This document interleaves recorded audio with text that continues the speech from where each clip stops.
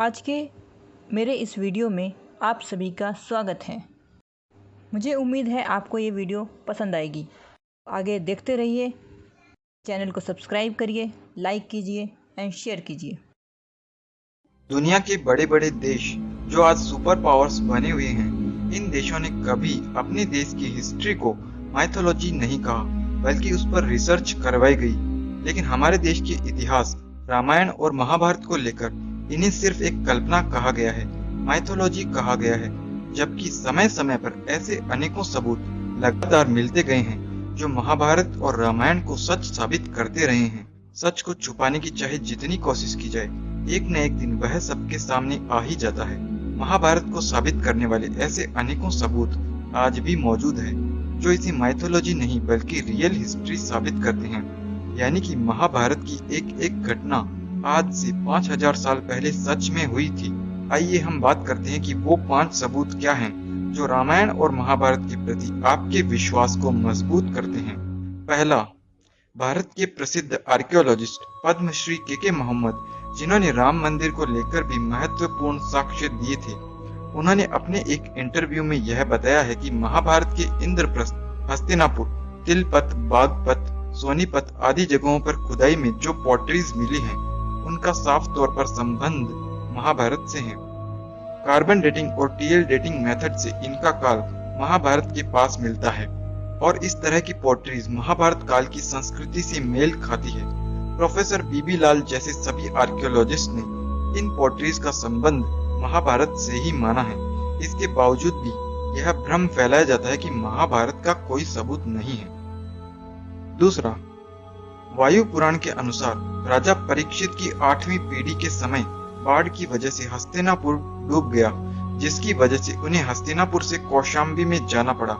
वायु पुराण में बताए गए इस तथ्य को आर्कियोलॉजिस्ट प्रोफेसर बीबी लाल ने सच साबित कर दिया जब उन्होंने हस्तिनापुर में एक्सकेवेशन किया और वहां पर बाढ़ आने के संकेत मिले, जिनके बाद उन्होंने कौशाम्बी में जाकर भी एक्सकेवेशन किया, जहां उन्हें वही हस्तिनापुर की संस्कृति के साक्ष्य मिले। इस तरह वायु पुराण में बताई गई घटना उत्खनन से सही साबित हो गई।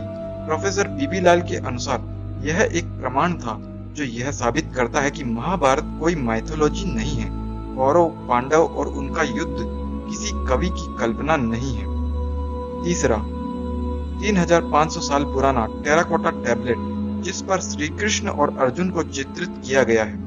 हांगकांग में मिला एक आर्ट टैबलेट जिस पर कृष्ण और अर्जुन को रथ पर बैठे हुए दिखाया गया है। इस टैबलेट का काल आज से 3500 साल पहले का है।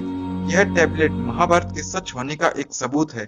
इसमें कृष्ण और अर्जुन को रथ पर बैठे हुए दिखाया गया है। महाभारत में अर्जुन के रथ में 4 घोड़े हैं। जब अर्जुन युद्ध से पहले ही युद्ध छोड़ने की बात करता है, तब उसे श्री कृष्ण गीता का उपदेश देते हैं। उसी को इस टैबलेट में दिखाया गया है, जिसमें अर्जुन अपनी उंगली से परिवारजनों की तरफ इशारा कर रहे हैं और कृष्ण सारथी बने हुए हैं। इतिहासकार और आर्कियोलॉजिस्ट्स के अनुसार यह आर्ट टैबलेट महाभारत का एक सबूत है। चौथा, वैज्ञानिकों द्वारा सरस्वती नदी के लुप्त होने को प्रमाणित करना। महाभारत के अनुसार भारत में पहले सरस्वती नदी थी, लेकिन कुछ काल बाद वह नदी लुप्त हो गई। इस बात का जिक्र महाभारत में है। महाभारत की बताई गई इस बात को वैज्ञानिकों ने सच साबित कर दिया जब उन्होंने सरस्वती नदी के एग्जिस्टेंस को माना। वैज्ञानिकों के अनुसार 7000 साल पहले सरस्वती नदी लुप्त हो गई थी और इस बात का जिक्र हमारे इतिहास महाभारत में मिलता है।